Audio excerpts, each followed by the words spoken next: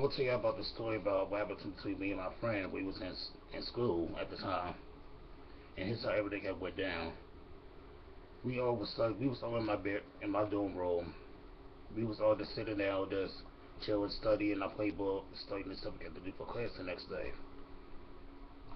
So we had got to the point that we wanted something to eat, and we had went down to McDonald's and tried to get something to eat, and it was closed. So we had went to down to a little corner store that sell burgers, sell fries for a good price.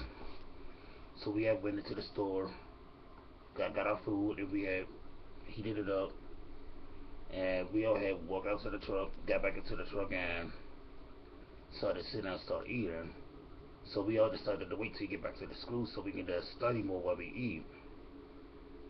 So my friend TJ was driving, so he backed out of the car and went to go stop at the red light so he can at least get a bite of his food. And I noticed that we was on the wrong side of the street, but I didn't know if he knew. So therefore I didn't say nothing. And the whole time I was thinking was, should I say something or should I just keep my mouth shut because I'm not the one driving? So we stood there for a good 15 minutes, 20 minutes until he realized we was on the wrong side of the street.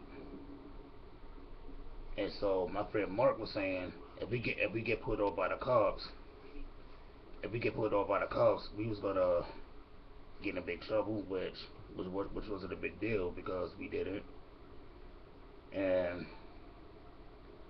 so by the time he tried to pull off, the cop had already pulled us over.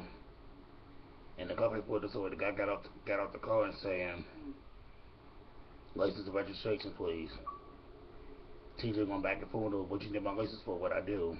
Cop says, "Don't back talk me. Give me your license and registration." He said, "I don't need to do a damn thing. You teach him what I need to do." Cop saying, "You shut your fucking mouth. I'm the law here, so therefore you do what I say." So I said, "TJ, I think you just need to give him the license and registration so we can get back to the school and go to bed and do what we gotta do."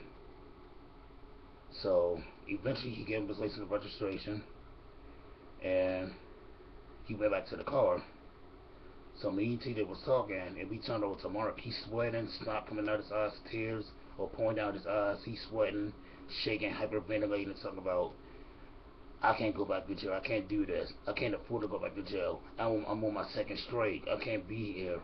I can't do this." So we both looked at each other again and saying, "What did you do? What make you? Why you got two straights, and why you sweating like this?" Came to find out he was selling weed and he was doing other things. I'm not gonna say what he did. So he so the cop get back to the car, said, "Here you go." And then the cop looked at Mark and said, "Why is he sweating like this? What's going on?" By the time I try to get my food out my and eat it, TJ said, "Oh, he has a record." And like, I wanted to hit him so bad, just like, "You fucking snitch. Never here stranded. We might go to jail because you ran your mouth." So he went back to his car, try to write him a ticket, and Mark tried to run out the car. He didn't get too far because the guy had tased him, and plus it was raining. So therefore he tried to get up again, which it didn't work. And the cop went over there and slapped the handcuffs on him and saying, "What were you running for? You didn't do nothing wrong."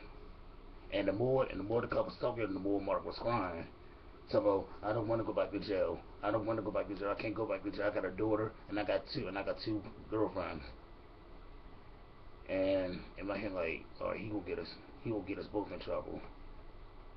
And the whole time I'm thinking this, the cop said I wasn't gonna do nothing to him. I was gonna question him because he gets back in the screen. And as we were as we was on our way back to the school, this guy he had pooped on himself, he had peed on himself, he had done everything you can think of. And by the time we got to the school, everybody was clowning him. And the next day, the next thing the coach had found out, it was both our asses. And after that, the cop knew us since, and that was my story for college for now. I hope y'all like the story. Have a good day.